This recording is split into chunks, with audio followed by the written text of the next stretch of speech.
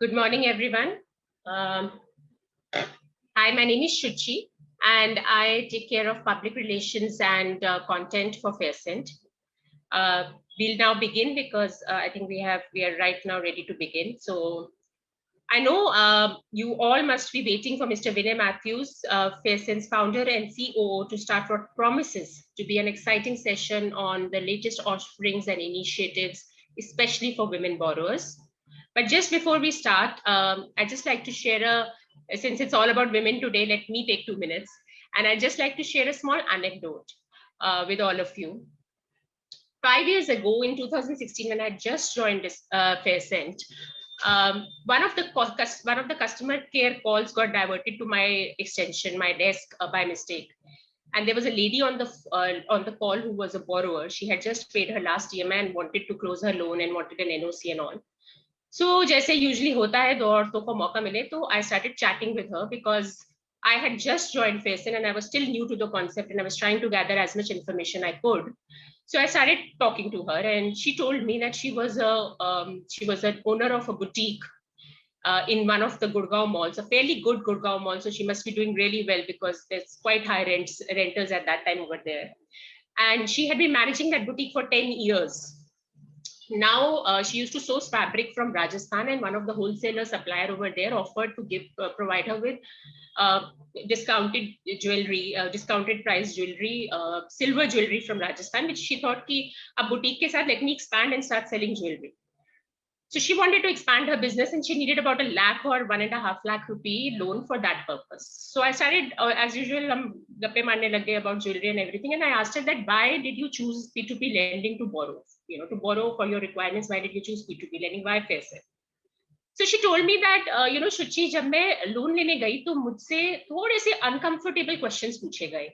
कि ये तो पूछा है कि मेरा बिजनेस कैसा है, how I am doing, what I am doing, मेरा my income tax return, my banking, but I was also asking आपकी फैमिली बिजनेस क्या है, आपके हस्बैंड का बिजनेस क्या है, आपका हस्बैंड का भी इनकम टैक्स रिटर्न मिल सकता है, all kind, a lot of other uncomfortable questions which were not related to me as to my work, my business, and it made me a little uncomfortable and I walked out. So somebody told me about Fairsent and I thought, let me apply there, and I got the loan and I've now repaid it also. I paid it all out also. So why I'm telling you this anecdote today is that when all of you, as lenders, there's a lot of statistics and big, data which shows that women borrowers are good borrowers and they are resourceful. And to be honest, Bhartiya Nariya, I feel that we have it in our blood. हमारे तो खून में है कि किस तरह से पैसे खर्चना और बचाना है. But when you as lenders, when you all as lenders choose to invest in a woman borrower, this is her ability, her stability, her intent, which has been evaluated basis her credit, banking, educational background. You are, as a lender, not just helping her grow her business, you're also helping her grow her confidence. You are not just impacting one life, you are impacting the entire ecosystem that she has built, that she has created, that she has nurtured. And so before I hand over the mic to Vinay, I want to say a big thank you to all of you. Over to you, Vinay. Thank you, Shuchi. Thank you so much for this, for that anecdote. Good morning, everybody. For people who don't know me, my name is Vinay Matthews. The story that Shuchi was trying to say early on, we got a lot of new. When we started business new, a lot of women borrowers used to come onto our platform. The reason was it was online. There was no friction going to meet people and all of that. So I think that helped a lot. We saw a lot of traction from the women borrower early on. But I think this is far more deep rooted in our ecosystem or in our society. In fact, this is not just in India. I think it's a global phenomenon. So let me take you through some more anecdotes or stories about how this is is set up, the background, right? So do you guys remember this poster? This is a poster, We Can Do It. Okay, Well, this poster was inspired from a poster, Together We Can Do It, from GM, when they had put out a poster for workers and the employers, has to come together. Blue collar and the white collar people have to come together to kind of make it happen. So there was an inspiration poster around that, because the workers was doing a lot of strike and all. So this poster got inspired from that poster. We can do it. We together can do it. This poster was done by a gentleman called J. Howard Miller. Okay, it was basically an inspiration booster, thing for all the female workers to come forward, to kind of to build morale for them, because the men had gone for war. Okay, so all of them were busy with World War II. So women were asked to kind of come forward to work. So this poster was primarily used during that time. But interestingly, this was never discovered, or it was never found during that time. It never became popular. It was only in 1980s this poster became widely, popular. It got reproduced, and there was this lady called Rosie the Riveter, who was, figured as an icon for this particular poster, who did a lot of work around the war, production work around the war during that time. So it was, demonstrated as a very strong female.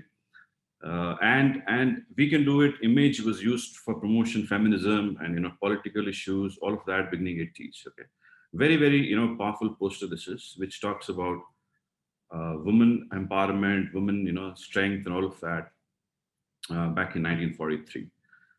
But the problem is, the story didn't end there. The thing is that there was this campaign which PNG had took out. Okay, this thing is still prevalent in our society. Okay, the women are not given the equal opportunity. Okay, so I'll just play this video. I don't know whether you'll be able to hear the audio, but let me try and play this.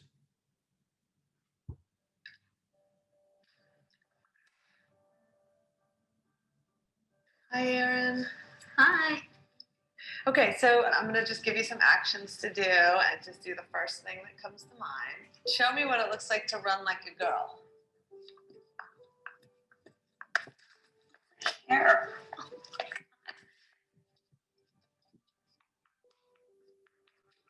Show me what it looks like to fight like a girl. Now throw like a girl. Aw. My name is Dakota, and I'm 10 years old. Show me what it looks like to run like a girl. Throw like a girl. Fight like a girl. What does it mean to you when I say run like a girl? It means run fast as you can. So do you think you just insulted your sister? No. I mean, yeah, insulted girls, but not my sister. Is like a girl a good thing? Actually, I don't know if it's a bad thing or a good thing. It sounds like a bad thing. It sounds like you're trying to humiliate someone. So when they're in that vulnerable time between 10 and 12, how do you think it affects them when somebody uses like a girl as an insult? I think it definitely drops their self-confidence and really puts them down, because during that time, they're already trying to figure themselves out. And when somebody says you hit like a girl, it's like, well, what does that mean? Because they think they're a strong person. It's kind of like telling them that they're weak and they're not as good as them. And what advice do you have to young girls who are told they run like a girl, kick like a girl, hit like a girl, swim like a girl? Keep doing it because it's working. If somebody else says that running like a girl or kicking like a girl or shooting like a girl is something that you shouldn't be doing, that's their problem. Because if you're still scoring and you're still getting to the ball on time and you're still being first, you're doing it right. It doesn't matter what they say. I mean, yes, I kick like a girl and I swim like a girl and I walk like a girl and I wake up in the morning like a girl because I am a girl. And that's not something that I should be ashamed of. So I'm going to do it anyway. That's what they should do. If I asked you to run like a girl now, would you do it differently? I would run like myself. Would you like a chance to redo it?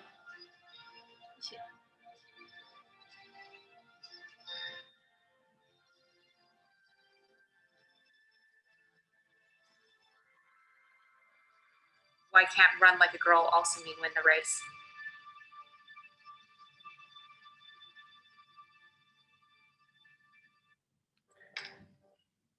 So it kind of starts from very early age, young age, and the data is very, very sad if you look at it. Globally, if you even look at the data, 66% of the world working hours, are put by women for only 10% of the world's income. Okay. Women produce more than 50% of the world's food, yet possess only 1% of its wealth. 900 adults worldwide who cannot read or write, about 2/3 of them are women. So these are very hard data points, right? It kind of really kind of bothers. And gender equality can only be proven to be good for an economy, always for business, for the country's happiness, and also for men. Okay, a good woman or a good, taking care of that woman in the society, kind of uplifts the society, makes the society a better place to live. I think this is time and again proven. And the only way that you can break down this gender stereotype is by inequality and or the violence against women is only by providing education, employment, and health. And I think in that endeavor, we believe, Fairstone as a platform, we believe that finance is a very, very important tool to empower women, especially women entrepreneurs. And it's a key reflection of their innovation and growth in our society, family, and our economy. So I think, some of these facts are very, hard to digest, but the fact of the matter is that we still live in this, world, okay, where women are being, marginalized. So meantime, at Faircent, we thought that we will celebrate Women's Day. Okay, that was initial thought. So someone, the team came up to me, people who are in the panel, Manu, there is Vipul is not in, I think. Suchi and Tarun, all these folks came to me and said, let's celebrate Women's Day on 8th of March. So I told them, why not for the entire month? They said, why entire month? Why should we celebrate every day? So here we are. I think we want to kind of do this forever. We want to create a section within Faircent for women borrowers, and that's where the endeavor is. We want to kind of make this a part of our journey. Okay, so the potential, if you look at, it's huge. About 14% of all micro, small, and medium enterprise in India is owned by women. Okay, so I'm not put up this data. This data has come from RBI survey, reports of France Union, Economic Times, and all of that. So all of this data is, the team picked it up to kind of publish this. 4.7 crore active women borrowers. Okay, 61% of the women consumers have credit score greater than 720, whereas only 56% male consumers have credit score greater than or equal to 720. All lenders, institutional as well as retail, prefer women borrowers. Okay, the credit score check. Now this is consciousness about going back and checking your score time and again. The growth in that we have seen 71% in the year 2018 and 20. More than 6 times over male counterparts over the same period. They are more conscious. Women are more conscious about the credit score. Okay. Now the entire base of the credit people who have credit score is also not very large. So if you look at it from that point of view, 71% growth is phenomenal. Plus, there are 3 million Indian women-owned enterprises in this country, employing close to 10 million individuals. That's a great thing. So huge potential. And why do they prefer Faircent? The story Suchi said, it's a simple contactless online process, helps create a pan-India. There is no collateral, low cost, and quick loans. We use technology, a new age technology, to ensure fair and inclusive credit evaluation. So we don't have a policy to kind of exclude people. We include, a lot of people. Every woman entrepreneur is also evaluated on the strength of their business, profession, and income. Okay. So it's pure data that you look at to kind of, assess them as well. So it's not on marital status or financial status, irrespective of gender, all of that. We ensure parity there. And we can cater women from all walks of life. Okay, it's not just women borrowers from urban area. We also go out to rural areas to kind of get women borrowers on our platform. And there are various products and options, variants available for women borrowers to come onto our platform and apply. So that's the reason I think people choose Faircent on the borrowing side. And typically the channels that we use is twofold. One is we get a lot of women borrowers through partners. We're going to talk about this extensively. My colleague Tarun is also going to talk about this in this presentation, about these partners who bring us a lot of women borrowers. Plus, we have a direct source, from Faircent. We, have DSAs, we have digital marketing initiatives, we have aggregators who bring us women borrowers. The profile is, we look at professionals, we look at entrepreneurs. We had so we started this program beginning of this month. We had a program with Vicky, which is Women, Council of India. Where they had this one chapter where a lot of women entrepreneurs were there. There was a webinar, there was a talk show. We were trying to kind of tell how Faircent can add value to them. So it's an ongoing, exercise for this entire month, and we had given out, 50% off on the registration fee for women borrowers.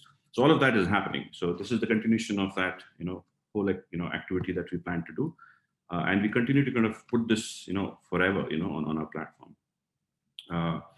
So the people who are coming out of the women borrower coming out of the platform, mostly self-employed, with small loan requirements for the enterprises. Age group is between 21 to 55 years of age. Average age is around 30 years, mostly married women. So in the rural area, there is a joint liability group formed. This is how microfinance works. We all know that from within the village community, to empower marginalized women engaged in small and medium enterprises. The credit to meet working capital requirement mostly. Loans are always given out on joint liability group model and with a co-applicant. So there are multiple co-applicants with respect to this in the rural areas where we kind of reach out. So what is the evaluation criteria? So we have individual evaluation criteria, we have partners evaluation criteria. So individuals are the ones who come directly onto our platform. Partners are the ones who bring in their customers onto our platform. So this I think I have told time and again, in various presentations I've mentioned about how we verify customers. So there is no differentiation there with respect to who are the kind of borrowers we bring in onto our platform. So we have various information that we pick up of the borrower across various sources, from government agencies to banking to credit bureau agencies, different sources. We also have a multi-bureau approach, which kind of gets to understand better how the borrower is performing across all bureau. Vintage is an important thing for us. How many years that the person has been in the bureau. We have a score. We have an inclusion criteria more than an exclusion one. So we are very wanting to know if the person is 750 compared and a static score compared to a person who is 650. But he's going to move from 600 to 650, then somebody coming from 850 to 750. So it's very important to kind of include those people who are coming up rather than, trying to kind of get to a score which is static at 750. That doesn't make sense. We also have, we also look at product purchase behavior, what kind of frequency, is there a sequencing of loans, all of that we look at. We also look at credit card availed patterns, how many credit cards the person has, is there any, limit utilization, which is, being done fully every time, is there a drop in utilization of credit cards, all of that we look at. We also try to understand the product holding of the customer. Does he have a home loan? Does the person has an auto loan? Or only credit card, or he has all the combinations of all the three kinds of loans, unsecured, secured, and a credit card. Also, the number of payments that he has, missed out recently. Is there a pattern there? Number of loans that he has taken, secured versus unsecured, number of IDs that he has shared.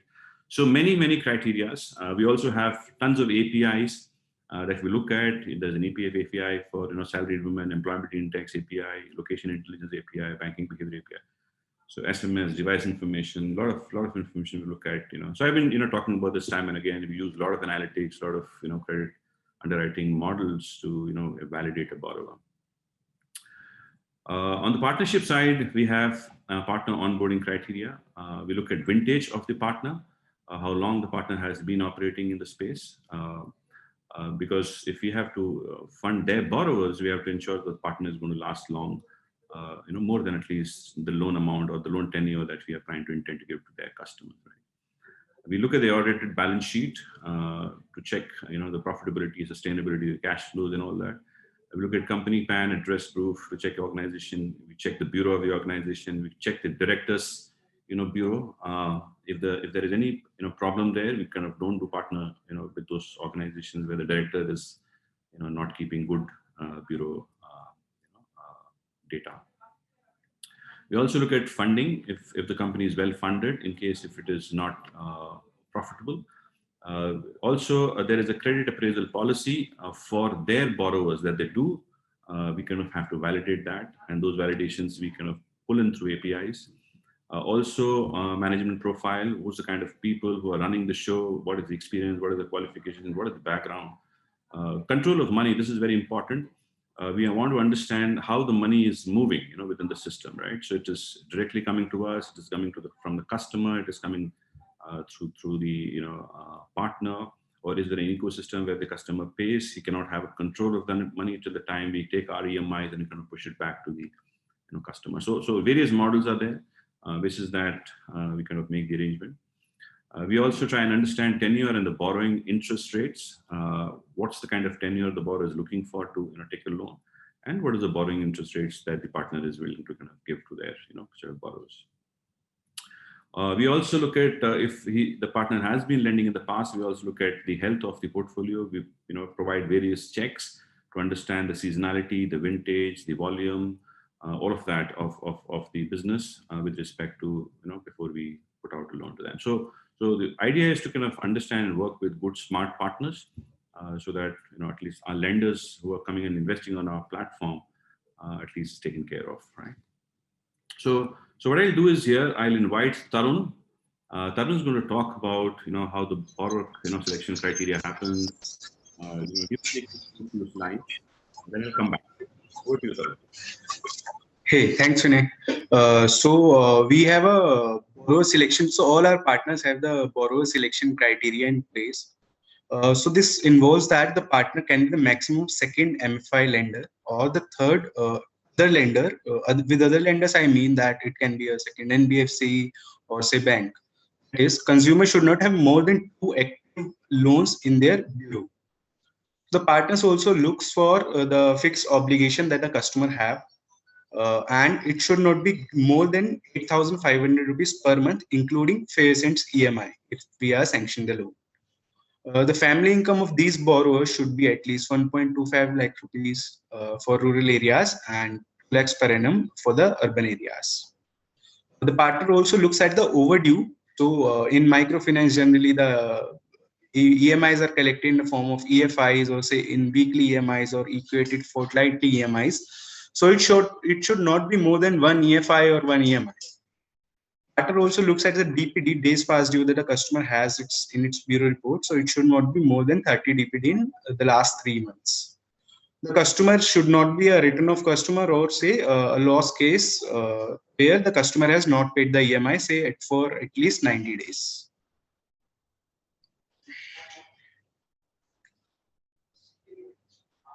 In the next slide, please. Yeah, so this is a loan process flow that all our microfinance partners who are onboarding women borrowers for us follows. So this involves the first step is the zoning the area. So these partners have considered 3 different factors, or I would say parameters, while zoning the area. First one is the economic parameters that they take into consideration. The zone that the partners are targeting should have been borrowers of goods and sustainable income. There should be multiple industry segments like from production, services, dairy, etc. And the customers of the zone should have 80% of these customers should have their own house. The second parameters these partners took into consideration is the general demographics of these borrowers. So it includes a minimum population and concentration of the semi-urban town and rural villages. The third is the political factors that these partners took into consideration while zoning the area. So once they zone the area, they start acquiring the customers and sourcing the loans from them. After that, they take the KYC details and send these KYC details for the verification to the branches that they have in all the rural areas. Once this credit bureau verification is done and the customers are shortlisted, there is a customer point verification that happens. So in this verification, the executives fills the forms for these customers and sends these forms into the branches.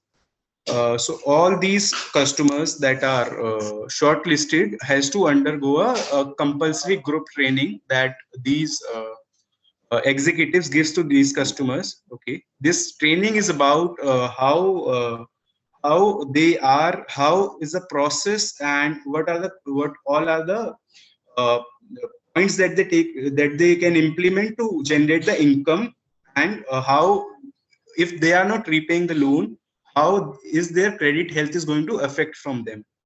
Once this training is done, the centralized quality check of these borrowers, the documents happens at the branch level. Once the centralized QC check is done, there is a group recognition test that every borrower or every group has to undergo with. These branch managers, once this is done, these branch managers ask the customers, ask the borrowers to sign the documents such as loan agreements, demand promissory note. So demand promissory note is one of the recourse mechanisms that the MFIs and the NBFCs have in case the borrowers is defaulting the loan. Once this is done, there is a final quality check of these documents, agreements happens at the head office level. If everything is fine, then there is a disbursement happens to the customer's bank account. There is 100% bank account disbursements. There is no cash disbursement that these partners follows. And after this quality checks too, all the cases, all the files, they forward to FACEINT, and FACEINT makes them live into the system for our lenders. And after the funding of these files, we disburse the amount to the customer's bank account directly. After this disbursement, there is bi-weekly or weekly meetings happens at the center where all these joint liability groups comes and is their EMI.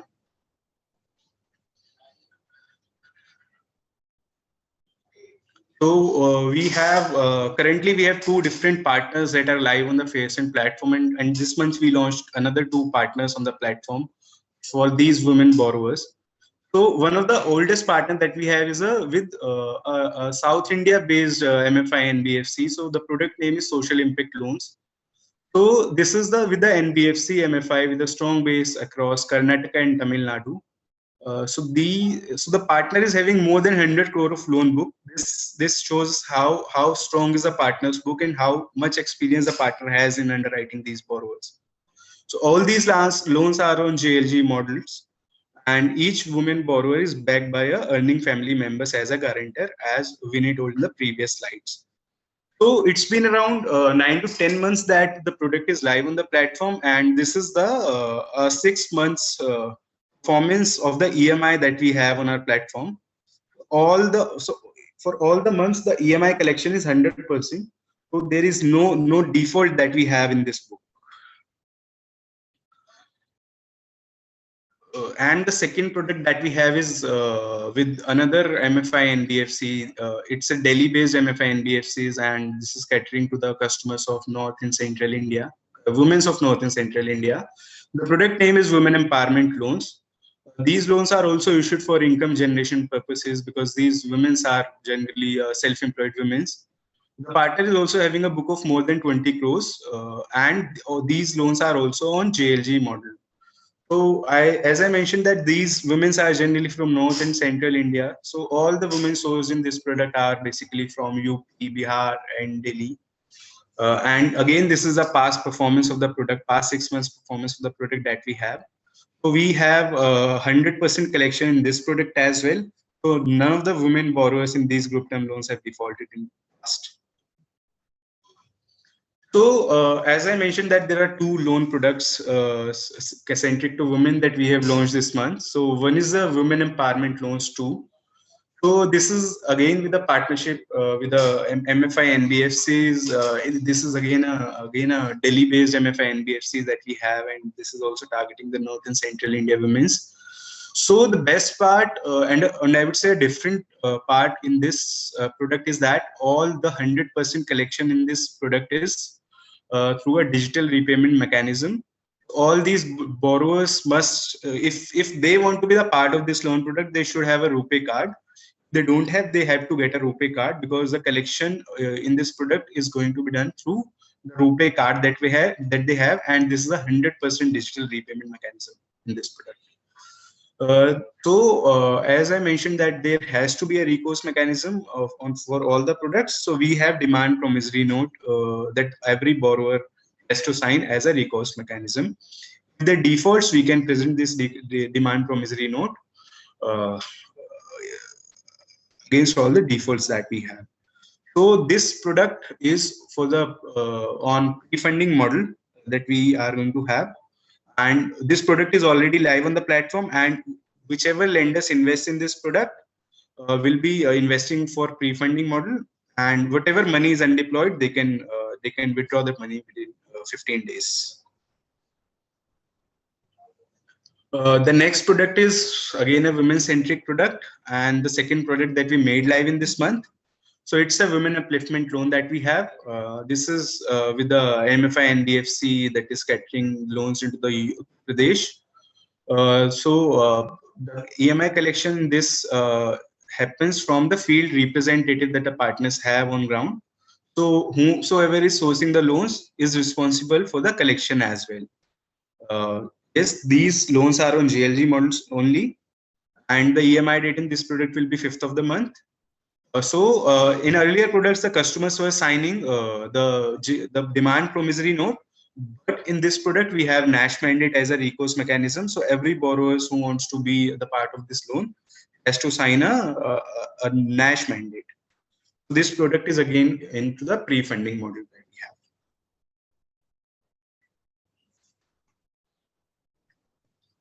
Thank you, Tarun. Thanks. So quickly, with respect to the repayment performance of all women borrowers compared to us male counterpart, historic from the time we started our business, and interesting data that I looked at during COVID time as well, right? So very, very interesting stuff. So we have disbursed close to 2,500 crores. Male to female ratio on our platform is close to 80-20. Female borrower, look at the default that they have done compared to the male borrowers. Okay, this is historic data. Okay, so female borrowers have defaulted in all 1.21%. Okay, but male borrowers, if you look at DPD wise, 1.65, 1.8, and after that, after 6 months, you see a 7.4, which is an impact of moratorium as well. Plus, historically, all the losses, put together. So we don't write off any losses. All the losses we put it here. 65 plus all of it, which is there, 8 years of our existence is 11.43. But similarly, on the other side, 8 years of existence is 1.21. Very, very impressive. Okay. This is the even more interesting data. What happens when you're under stress? This is, moratorium given out. The government had given out moratorium to people, extended that to banks and NBFCs. We became, we are one of the NBFCs, so we had to if borrower asked for it, we had to extend that. So don't go by the number, I just quickly tell you, 23 crores or for that matter, 24 crores was the total amount of money between male and female. Male were around 20 crores and female were around, 4.5 crores, thereabouts. That was a split. In terms of count, there were 7,500 in total. Females were 2,000 odd, and it's male were 5,474. So the number of females who took the loans were a little higher compared to the overall volume split that we saw, right, which is 80-20. But in numbers they are a little more. So that's the split that we had. But percentage-wise, if you look at female, 17% of them opted for moratorium with respect to the amount, 27% with respect to the number of people who opted for it, and male counterpart, 82% opted for moratorium in terms of amount, and 72% in terms of numbers. So clearly, I think under stress also women perform even better, I think, than males. So it's kind of interesting. So I think this is last slide. UN had put out a definition on women empowerment and equal opportunity, right? So it said that women should, the keywords, the main keywords of the definition was sense of self-worth. Okay, they should have the right to have things. They should have determined choices, right to have access to opportunities and resources, right to have the power to control their own lives, both within and outside the home, ability to influence the direction of social change, to create a more just social and economic order nationally and internationally. Now, if you look at the last 3 points in that definition, it clearly means that this cannot be achieved without finance, right? So you have to put out finance to achieve this, and to make this happen, men to take steps, towards equality. Okay, we have to come forward to make this happen. Men have to come forward to make this happen. I think thank you very much for attending this. If you have any questions, me, Tarun are here to kind of answer. Suchi, over to you. If you have any questions from the chat or anything, we're happy to kind of answer that question. Let me just kill this. Yeah, Vinay. Yeah, there are questions. I would also request all of you to please put your questions in the Q&A section only, so that it is easier for us to answer all of them. There is one panelist, his name is not clear. I think he's using a Galaxy M31 phone, but he wants to understand what exactly is the JLG model once more, and and how do MFIs operate? Arun, you want to explain that? Yeah, sure. So basically, JLG is a joint liability group model. So what these MFI microfinance institutions do, they source these customers, and basis on their demographics, basis on the work they are doing, they form a group. Okay, and this group is called a joint liability group. So if in case there is any member who is defaulting in the group, all the members has to pool the resources and pay the EMI for that defaulting borrowers. So it's a joint liability group that all the members in the group have the liability to pay the EMI.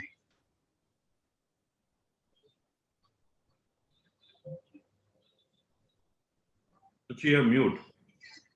How do MFIs operate, Tarun? You want to take that also? Yeah, so as I explained this process, so these MFIs are giving loans to rural India women's. Okay, so RBI has some such standards for these MFIs, that the loans, the maximum loan amount, active loan amount for these borrowers should not be more than 1.25 lakhs.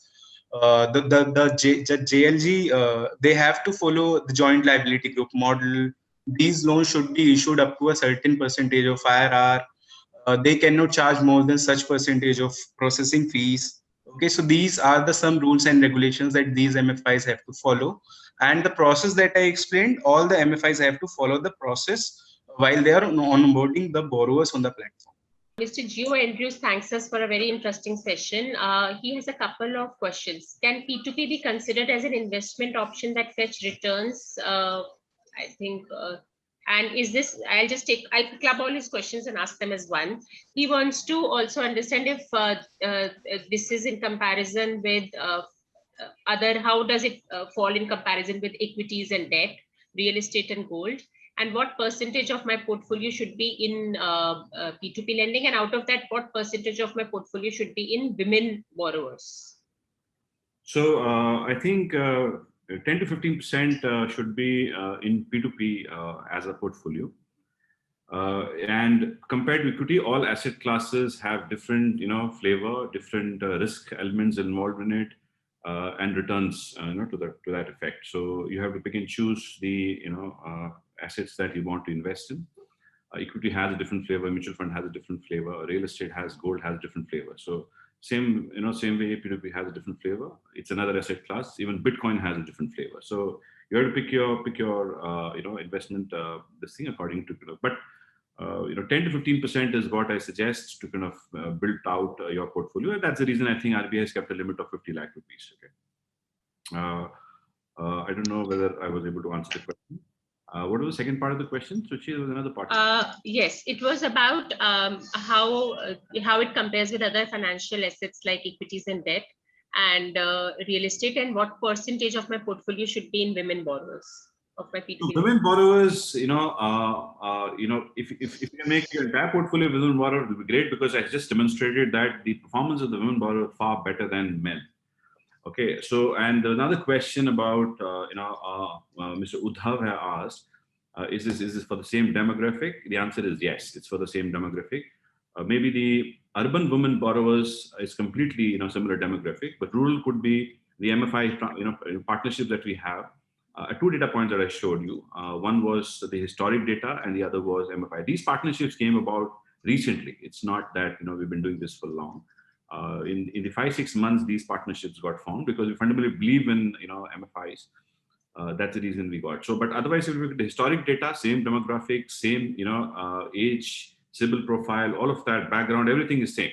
There is no. So the data does not compromise there. So if you were to get into our platform, there are certain thresholds that you have to clear. And once you have cleared that threshold, only then the borrower gets live on the platform, male or female. We do not have any discrimination there, right? But we believe in MFIs and we believe in microfinance fundamentally because one, the performance of microfinance NBFCs is much superior than the regular NBFCs. The model is far superior, I believe. It's more about empowering the women there. And also, I think one of our early investors, who came as one of our friends who kind of came and put money, was one of the largest mid-sized MFI owner, who's the founder of a company called Fusion Microfinance, which recently got, named as the next 500 ranking, Fortune India company, right? So in 2021. So I think we will bring them also on the platform. That's the idea. So we want to kind of learn some before we go to the large ones. And it's important to kind of have more of this in your portfolio as much as you can, because the thing is that the ratios currently is 80-20. Now, if you can kind of boost up a little, however you had, I talked about the story initially, a lot of women have to come forward to kind of, take a away loan. That is not happening. So that's pretty deep rooted and can't change overnight. So it takes a lot of time to kind of. But we as a platform are open to kind of give women a lot of whatever is required in terms of to get the access of finance going. Mr. Samik Ghosh wants to know about the SIGP scheme, that the amount will be paid after 1 year or 6 months or on a monthly basis, and is it flat 11% or 12% to 12%? So, so SIGP will have women borrowers as well. We are trying to kind of move this, not just limit ourselves to 20%. As I said, the partners, the aggregators, the DSAs, all of them, we're trying to push to get to more women borrowers. So the two options you have is 6 months and 12 months. The 6 months gives you 11% annualized, and the 12 months one gives you 12% annualized. And these are flat charges. So ₹1 lakh invested for 12 months will give you 1,12,000 rupees. There is a question about Grameen loans, which we had launched a long time back, and how have we learned from that, and how we have managed to launch these new products in a better manner because there were some default issues with that product. So there is a question from Mr. Shekhar about that. Tarun, you want to take that? Yeah, sure. So, Mr. Shekhar, yes, we took the learning from the Grameen loans, and that's why I explained that in all our products we have some recourse mechanism against the borrowers. So, yes, I would say that yes, we have learned from Grameen loan, and we have taken the corrective measures in respect to collection and defaults. Tarun, Grameen loan was which company? Dukan. Okay. So that was a P2P lending company which was lending, I think, in a place called Madhubani in Bihar. So they were technically not an MFI, they were a P2P lending company trying to kind of repress them, put out some loans in the rural part of Bihar. And I think there, because the model was not JLG, the model was not, a group model. That's the reason I think we didn't do well there, right? But the work on that and the collection part of that is still happening. We're still getting money from there. But the partnership that we've talked about today and going forward will only be with recognized NBFCs registered with RBI. So those are the ones we are tying up with to kind of get to these rural. And the way it's going to work is that, for example, and why this partnership is forging. The reason for that is also the MFIs have a limit of ₹1 lakh that you can lend, right? You can't lend beyond that as an MFI to any individual borrower. Now, if the borrower requirement of borrowers, this thing is more, ability to kind of take the loan is more, is when we step in. And we enhance that by a 50,000 rupees or a 75,000 rupees or a 25,000 rupees and give them an additional loan to kind of, have them. So we look at the data, we understand, the partner looks at the data. So it's a model where we do the tech part of it and the last mile is taken care by the partner. Again, related to women empowerment loans, maybe Tarun would like to take it. What's the risk with the women empowerment loan? What's the industry benchmark and how high or low is the risk compared to others on your platform like education and microfin? I think you, Tarun, you had shared the performance also of women empowerment loan, right? This is from Mr. Udhav. Yes. Yeah, so Mr. Udhav, as I've shared the performance of all the both the running products, both the women-centric running products on the platform. So both the product shows that currently the performance is 100% collection. So I have shared the last 6 months performance for both the products. It's been around 8-9 months that the products are running on the platform, and since inception, it's 100% collection on the platform that we have in both the women-centric products. That actually encouraged us to launch 2 new products that are women-centric.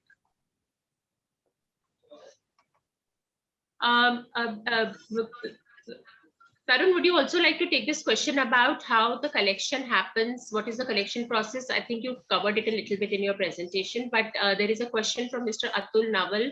Do you have access to their Jan Dhan accounts for auto EMI debits? How are we doing this?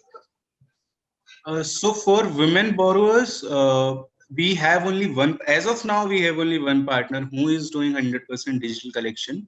That is through RuPay card, and that RuPay card is linked to the Jan Dhan account only. Okay. But for other 3 partners, the collection is happening through cash, or some of the collection is happening through their debit cards that these consumers have. So this collection happens in the center meeting that the partner is organizing every week, or say bi-weekly or on a monthly basis. Binay, who do we think are our competitors when it comes to women borrowers, and what are our USPs against those other lenders who may target these women borrowers also? Yeah, I think from a P2P environment, I don't think so there is any competition per se. I don't think so anybody is focused around women borrowers. But banks have been, historically trying to focus and, say a lot of, there has been a lot of communication on women borrowers to get them on board, primarily giving out rates which are better than, what you otherwise, a man would get. Woman is getting a better rate. Professional women, they're encouraging a lot of professional women to come forward and take loans.